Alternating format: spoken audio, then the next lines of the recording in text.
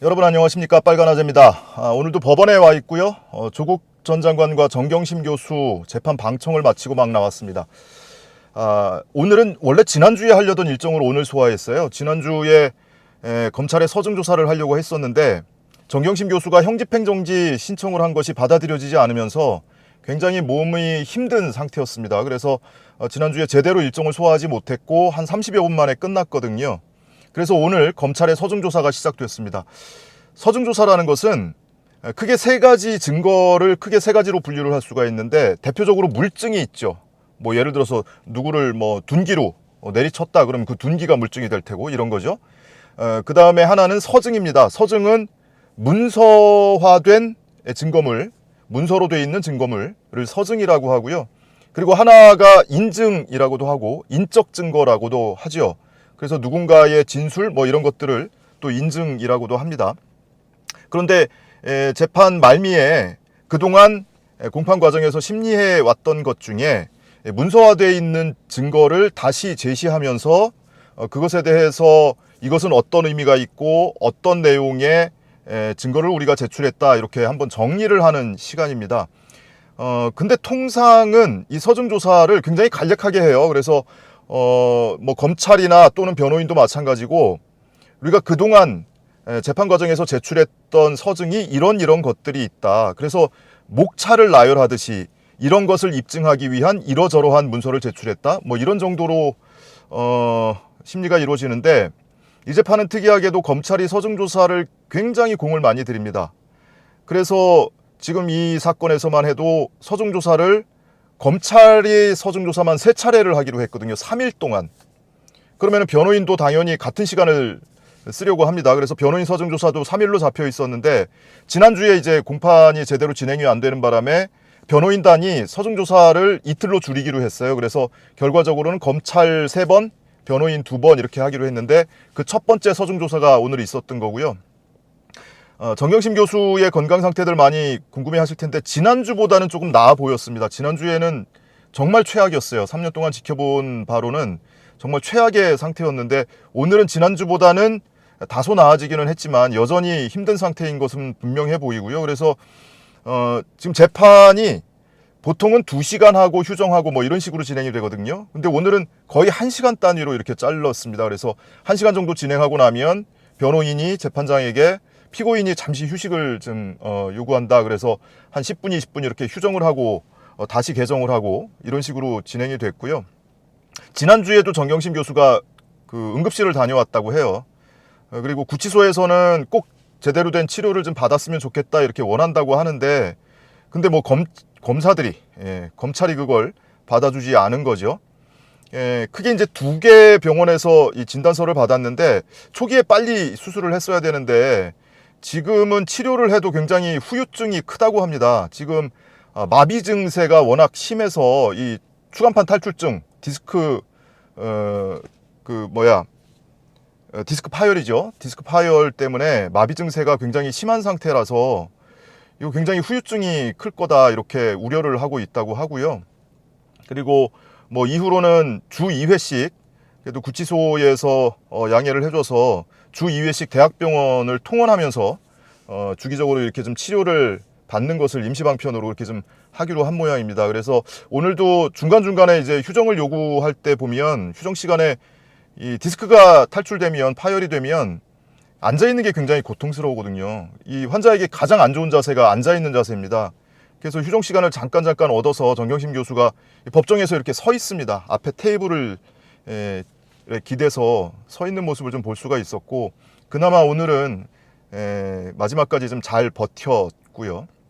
말씀드린 대로 검찰이 3차례 서증조사를 한다고 했는데, 그 3가지가 이렇습니다. 오늘 진행된 것은 이 딸의 입시와 관련된 이 서증, 그리고 증거은닉 교사, 조국 전 장관이 정경심 교수하고 공모했다라는 혐의로 기소가 되어 있거든요. 그래서 이 증거은닉 교사에 대한 서증조사가 있었고, 다음 주에는 아들의 입시와 관련된 서증조사를 할 것이고, 그리고 나서는 이제 그 입시를 하나로 묶어서 변호인단의 서증조사, 그리고 그 이후에는 이제 나머지 혐의들이 있죠.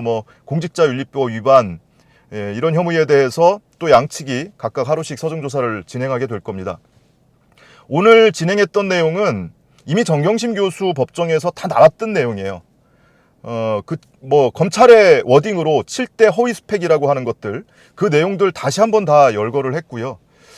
정경심 교수 법정에서 나오지 않았던 내용만 좀 간추려서 말씀을 드리자면, 일단은 정경심 교수 혐의와 조국 전 장관 혐의가 살짝 다른 부분이 일부 있거든요.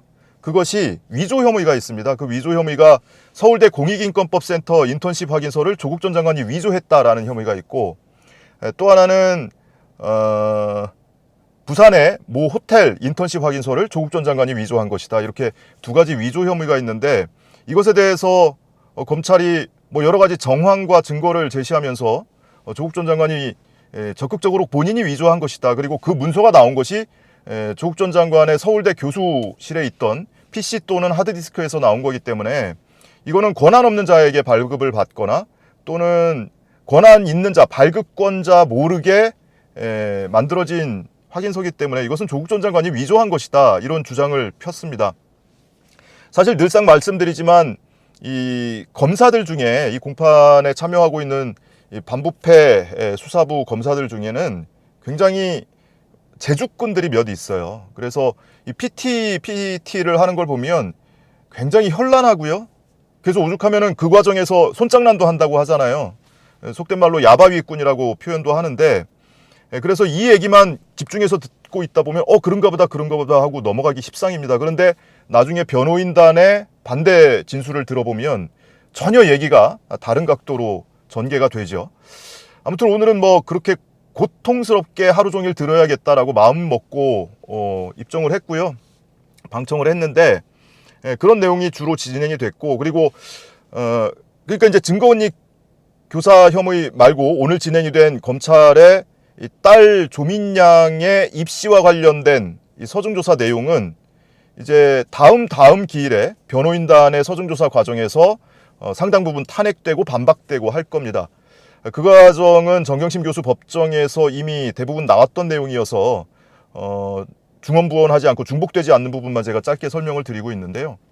그리고 증거은닉 교사 혐의에 대해서도 오늘 서중조사가 이루어졌습니다. 정경심 교수가 2019년 8월 28일에 자택에 있던 하드디스크를 김경록 씨에게 부탁을 해서 분리를 하고, 그리고 사흘 뒤 8월 31일에 김경록 씨와 같이 동양대에 내려가서 동양대 연구실 PC를 들고 나왔다. 그것을 김경록 씨에게 맡겨서 이걸 네가 갖고 있어라. 이렇게 한 것을 증거은닉을 지시한 혐의로, 증거은닉 교사 혐의로 기소를 했고, 이 혐의가 정경심 교수 1심에서는 무죄 판결을 받았는데 항소심에서 뒤집혔습니다. 유죄로 뒤집히면서 유죄가 확정됐거든요. 근데 검찰은 이 증거은닉 교사에 조국 전 장관이 가담했다, 공모했다라면서 또 기소를 해놨습니다. 그 근거는 이렇습니다. 8월 28일에 김경록 씨가 조국 전 장관 자택에서 정경심 교수와 함께 있는 자리에서 서재에 있던 PC에서 하드디스크를 분리했거든요. 근데 그 과정에서 정경심 교수가 누군가와 통화를 했는데, 김경록 씨 진술에 의하면 자연스럽게 대화를 나누더라, 편하게 대화 나누더라, 그리고 내가 PC를 분해하고 하드디스크 분리하는 과정을 중계하듯이 이야기해 주더라. 그런데 검찰은 그 통화 상대방이 조국 전 장관이다 라고 특정을 한 겁니다. 왜? 최초의 김경록 씨 진술에 의하면 그 집에 들어가서 한 10분 뒤에 하드디스크를 분리하기 시작했다라고 했고, 그 즈음에 통화 내용을 들었다고 했는데, 그래서 그때 이제 정경심 교수의 통화 내역을 살펴보면 그거는 조국 전 장관밖에 없다라고 검찰에 주장하고 있는 거고요. 그런데 김경록 씨는 진술이 언제쯤 통화하는 것을 들었는지에 대해서 조금 시간이 일관되지는 않습니다. 최초에는 한 10분 정도 뒤였다고 했다가 나중에는 한 3, 40분 뒤에 통화를 했다라고도 하고, 그래서 물증이 하나가 제출이 된 게 있죠. 그것이 김경록 씨가 하드디스크를 분리하기 직전에 컴퓨터 뚜껑을 열어놓고 사진을 찍은 게 있거든요. 그 즈음이었다라고 진술을 했습니다. 근데 검찰이 그거에 대해서 별다른 얘기를 한 적이 없어요. 근데 검찰이 제출한 증거인데 그걸 변호인이 발견을 해서 이 즈음에 통화를 했다면 그 컴퓨터 메타데이터가 나오니까요. 그 사진을 찍은 숙성 정보가 나오니까 이 시간과 일치하는 통화 상대방은 조국 전 장관 동생의 전처, 이혼한 전처 조모 씨인데, 이 조모 씨와 통화를 한 시각이었다. 한 7분, 한 8분 가까이 통화를 했는데, 그리고 이 조모 씨가 지난번에 법정에 증인으로 출석을 해서 맞다, 그런 내용으로 통화를 했다. 집에 자산관리사가 와 있다. 그리고 자산관리사가 와 있다고 해서 형님네 댁에는 자산관리사도 따로 있는 모양이다 라고 하면서 오래 기억에 남았다라는 거고요. 그리고 그 과정을 설명을 자기가 들었다. 그런 진술을 한 적이 있거든요. 그러니까 이 통화 상대방이 조국 전 장관이냐 아니면은 조국 전 장관 동생의 헤어진 전처냐, 이게 이제 양측의 주장이 상충되는 거예요. 근데 검찰은 상대방이 조국 전 장관이었기 때문에 당신이 이 사실을 알고 있었던 거야, 이런 주장을 하고 있는 거죠. 그리고 조국 전 장관이 김경록 씨가 하드디스크를 한참 분리하고 있는 와중에 조국 전 장관이 귀가를 합니다. 귀가하면서 문 앞에서 만나서 아이고 뭐 집사람 도와줘서 고맙습니다 라고 인사를 했는데, 검찰은 그 고맙다는 인사가 증거인멸을 도와줘서 고맙다는 의미였다 라고 뇌피셜을 돌려서 주장을 하는 거죠. 그리고 이어서 8월 31일에 밤중에 정경심 교수가 내가 동양대에 가야 되는데 좀 같이 좀 가달라 해서 김경록 씨가 본인의 차를 운전해서 함께 내려가 주거든요. 근데 가서 이제 하드디스크를, 그 PC를 당시 이제 수사 초기고 인사청문회 준비하는 단계였으니까 자료를 좀 찾아봐야 되는데, 기자들이 사방에서 진을 치고 있으니까 거기 차분히 앉아서 볼 수가 없잖아요. 그래서 컴퓨터를 들고 나와서 내가 서울에 가서 보려고 하니까 네가 서울로 가져가서 돌려달라라고 얘기를 했는데, 검찰은 이건 역시도 증거은닉을 교사한 것이다. 그리고 조국 전 장관이 공모한 정황은 뭐가 있냐면 영주로 내려가면서, 동양대로 내려가면서 정경심 교수가 조국 전 장관과 통화를 했는데, 김경록 씨 진술에 의하면 통화 상대방이 왜 내려가는지를 묻지 않더라. 그러니까 조국 전 장관도 그 PC를 가지고 나오려는 것을 알고 있었던 것 아니냐, 이렇게 검찰이 김경록 씨의 진술에 자신들의 주장을 얹어서 이렇게 주장을 하는 거예요. 자, 이것이 이제 조국 전 장관이 증거은닉을 교사했다는 검찰의 핵심 주장들입니다. 자, 그런데 뭐 변호인단의 그 반박 주장은 다음에 또 나올 테니까, 오늘 재판 말미에, 공판 말미에 재판부에서 매우 의미 있는 질문이 나왔어요. 검찰 측을 향해서 던진 질문이에요. 자, 첫 번째는, 자, 검찰 측의 이 조국 전 장관이 증거은닉 교사에 공모를 했다라는 논리를 보면 조국이 알고 있었다, 몰랐을 리 없다, 이게 전부다. 그거 말고 혹시 조국 전 장관이 직접 교사 행위에 가담했다고 하는 다른 증거가 있느냐, 또는 조국 전 장관이 행위 지배를 한, 실질적 행위 지배를 한 다른 증거가 있느냐, 이게 없어요. 물증이 없어요. 검찰의 뇌피셜과 참고인 또는 피의자를 상대로 유도신문한 진술조서가 전부입니다. 오히려 아까 말씀드렸죠, 그 하드디스크 분리 직전에 찍은 사진의 메타데이터와 그 시간 즈음에 통화를 한 상대방, 그 통화 목록이 제출되어 있거든요. 그거를 보면은 오히려 변호인단이 주장하는, 피고인 측이 주장하는 조국 전 장관 동생의 전처와 통화한 시각이 일치합니다. 오히려 물증은 이쪽에서 더 보강이 되는 거예요.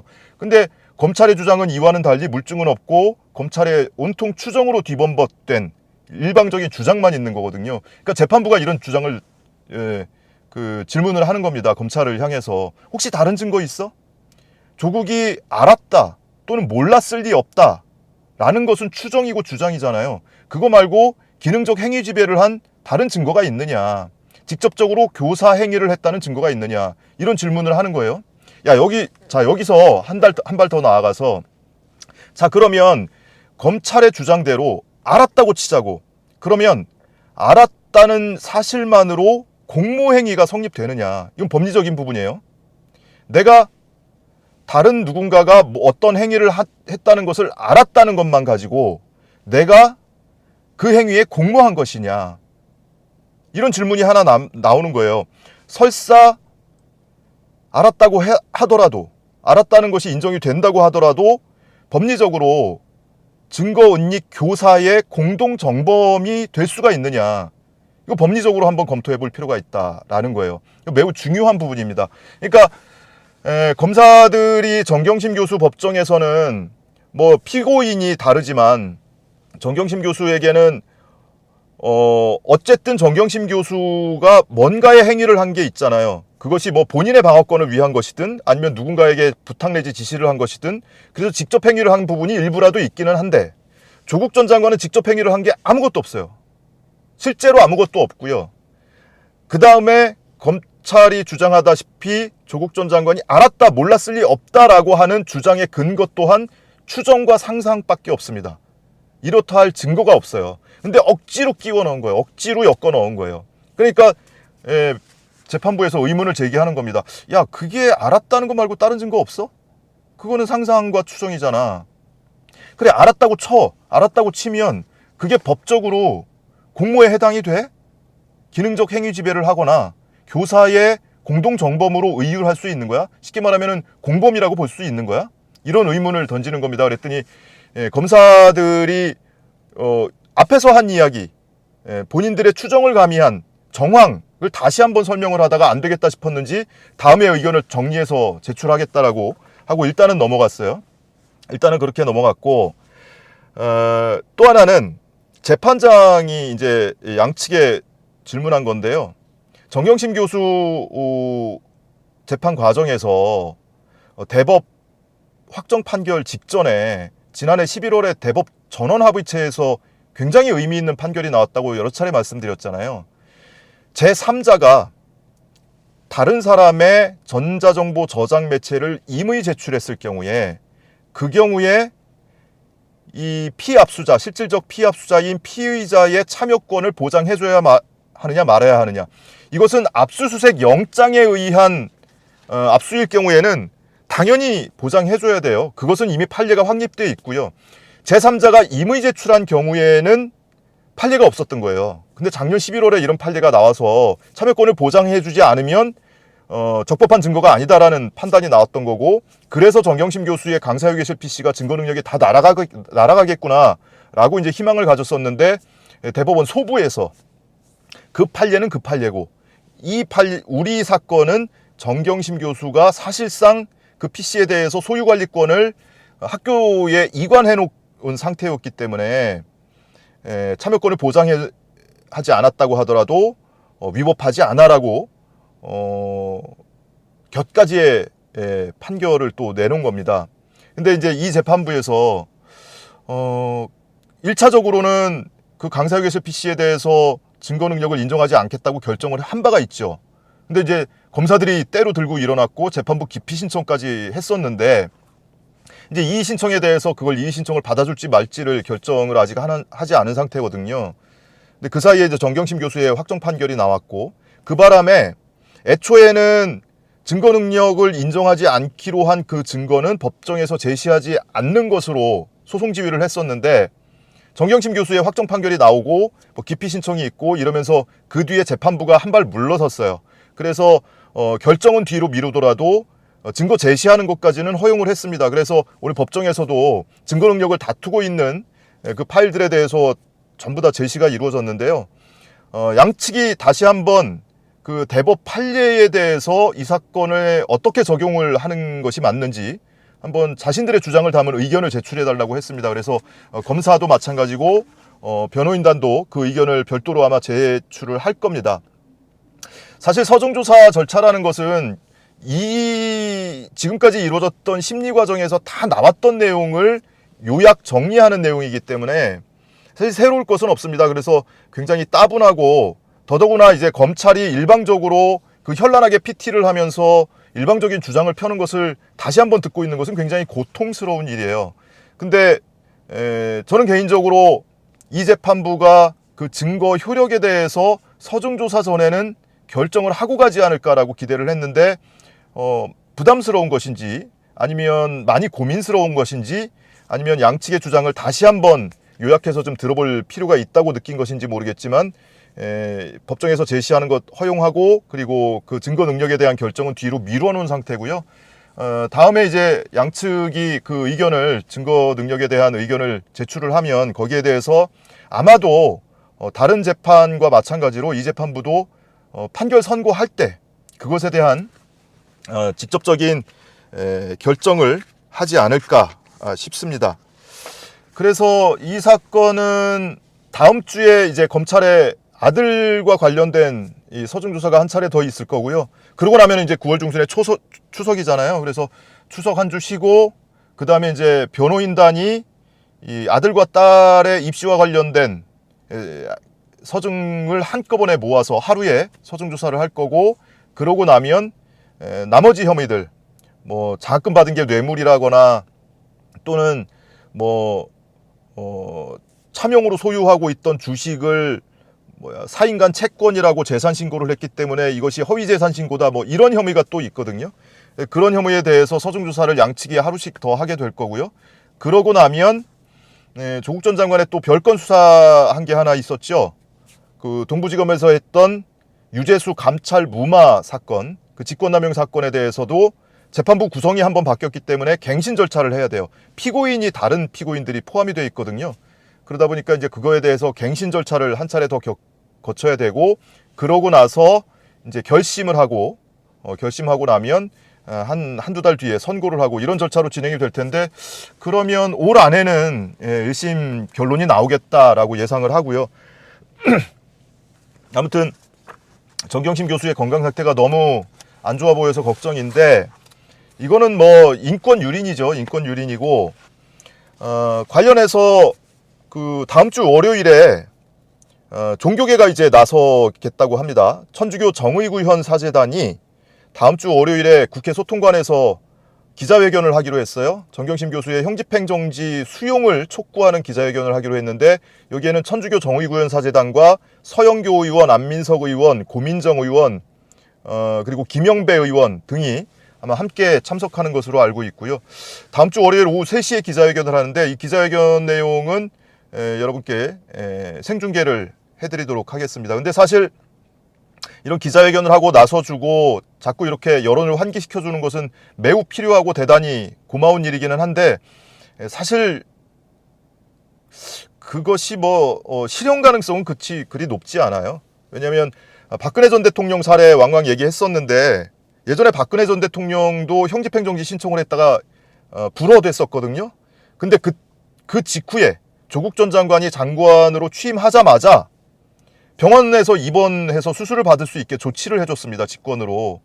그래서 뭐 귀휴 조치라고 표현하는 것 같던데, 그 귀휴 조치를 통해서 병원에서 수술을 받거나 치료를 받을 수 있게 해줬던 전례가 있거든요. 그러면은 지금 법무부 장관이 직권으로 해줄 수 있다고 치면 한동훈 법무부 장관인데, 이 형집행정지 신청을 불허 결정한 것이 뭐랄까요, 공식적으로는 서울중앙지검장이지만 사실상 한동훈일 것이다라고 추정이 되잖아요. 같은 사람이 결정권을 갖고 있는 상황이어서 글쎄요, 그렇게 뭐 인도적으로 그런 결정을 하리라고 기대 안 합니다. 기대는 안 하지만 이 결정이 얼마나 인권을 유린하는 행위고 얼마나 부당한 행위인지에 대해서는 이런 기자회견이나 성명 등을 통해서 국민 여러분들께 폭넓게 공감대를 사는 기회가 되지 않을까 싶어서 이날 생중계를 해드릴 예정입니다. 자, 오늘 공판 소식은 이 정도로 마치죠. 다음 주에 또 공판이 진행이 될 검찰의 서중 조사가 진행이 될 텐데요. 그 내용은 또 계속해서 방청하고 여러분께 소식 전해드리도록 하겠습니다. 시청해주신 여러분 고맙습니다. 감사합니다.